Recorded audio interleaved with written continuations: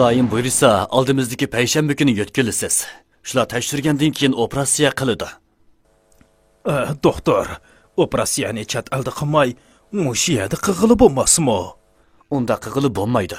Bu xildagi operatsiya hozirgacha davlatimizda qilinib boqmagan. Bormoqchi bo'lgan doktorxonadan viza uchun chaqiriqmi kelib bo'ldi. Safar tayyorliklarini yaxshi qiling. Doktor, undaqda o'g'lim Ali bilan Anaskimi chaqiriq keldimi? Keldi, ammo ular sizlarni u yerda xafa qilmasa? Men tog'amni xafa qilmayman. Men dodamni cho'qim yaxshi kutaman. Alloh taolo safaringlarni xayrlik, operatsiyani o'ngishli qilsin. Saqayib ketar inshaalloh. İnşallah.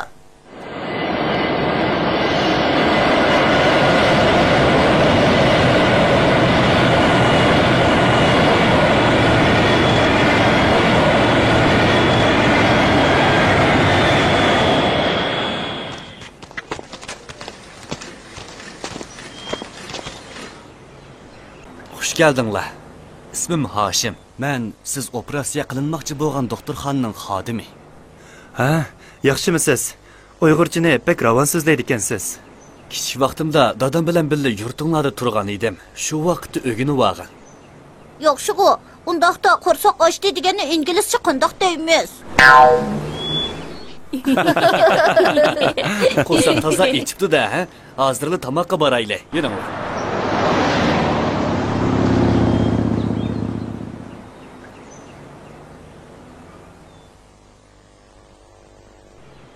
Mas'ul doktor atigan operatsiya qiladiganligini aytdi. Siz hozirdan boshlab uxlab dam ilib eling. Cho'qim yaxshi orom eling. Ma'qul. Alloh xolisa yaxshi dam ilishga tirishay. Menmi balalarni elib chiqay. Atigan ko'rishayli. Sizmi obdaroq orom eling. Menga duo qilishni unutib qolmanglar bolalari.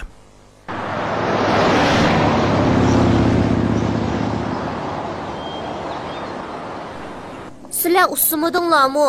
Men bekla ussab ketdim. Ma do'kondan ichadigan narsa olayli-chu. Mengla amsa, men sizlarga ichimlik kelib beray.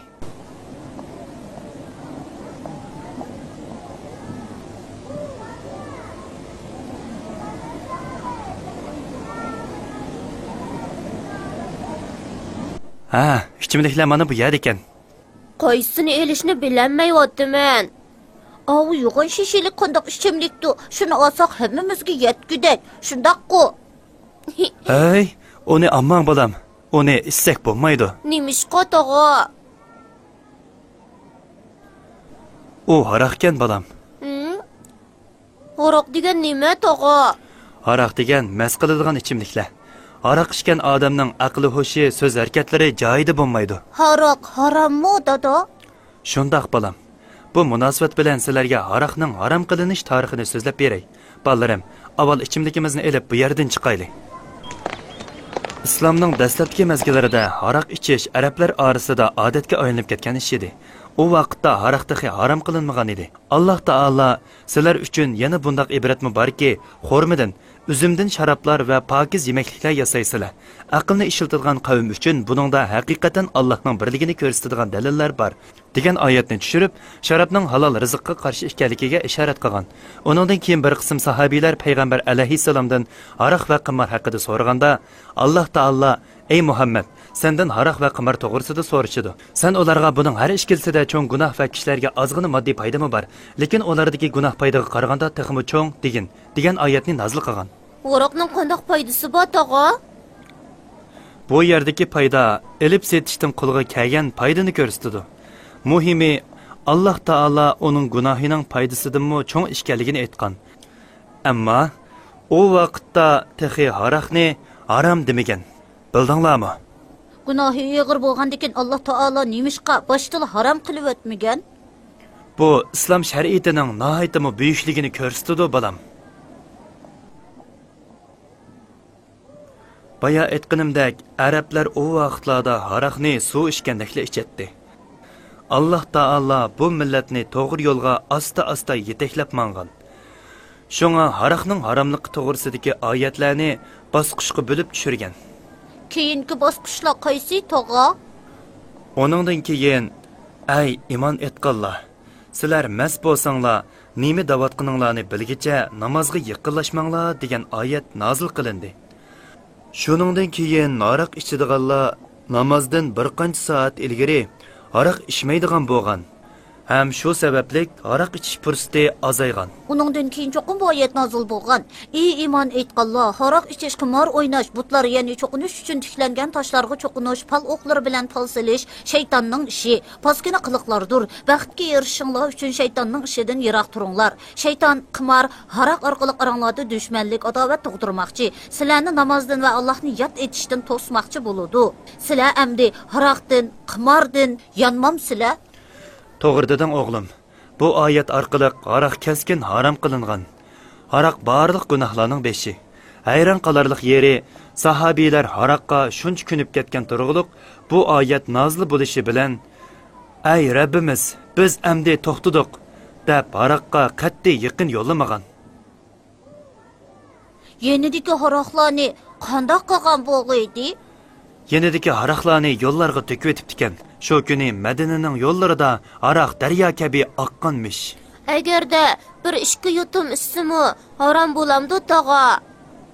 Albatta bo'lam. Payg'ambarimiz Muhammad sallallohu alayhi va sallam bizga ko'pi mas qilgan narsaning ezimi haromdir degan. Nimishqa aroqni barliq paskinchiliklarning beshi deymiz. Aroq hamma gunohni qilishga sabab bo'ladi. Aqlga va mol-mulkka ziyon soladi. Shayton aroq orqali kishilar orasiga o'ch adovat o'riq chachidi. Aroq ichish bizni Alloh taoloni eslashdan va namoz o'qishdan to'sib qo'yadi. Bir jurnalda ko'rishimcha, aroq nurg'un kasallarga sabab bo'ladi ekan. Hazm qilish sistemasini qalaymiqlashtirdi ekan. Kanayallig'i, oshqozon yorisi degandek birmuncha kasallarga giribdor qiladi ekan. To'g'ri. Yana nurg'un oila aroqning kasofatidan buziladi. Nurg'unlagan esil odamlar aroq sababidan xor yashaydi. Bir boyning aytib berishicha, u aroqqa xumar bo'lib, nurg'un puli ketibdi. Oxirida badanini turli kasallar chirmashqa boshlabdi. Pul melimi tugab davolanamabdi. Do'rimi setib olamabdi. Shuning bilan mushundaq esil odam vaqtsiz bu dunyodan xo'shlashibdi. Aroqning mushundaq ziyonlari tursa, insonlar yana nemishqa yasaydigandu, nemishqa ichadigandu.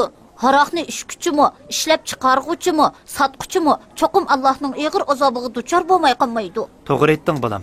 Payg'ambarimiz aroq bilan hapalashgan hamma kishiga, ya'ni ishlab chiqarg'uvchiga, sotquchiga, to'shig'uchiga, setib olg'uchiga va ish kuchiga hammasiga la'nat qilgan. La'natgarlar Allohning rahmatiga erishamaydi. Aroqkashlarning tavba qilishini Allohdan tilayman. Amin.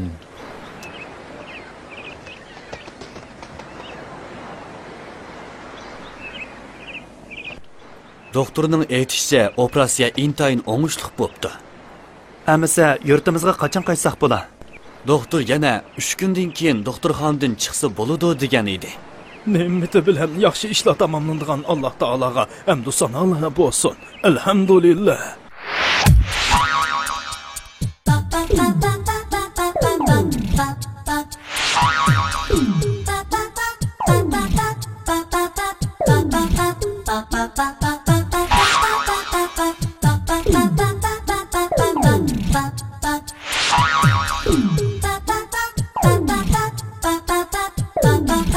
Ba ba ba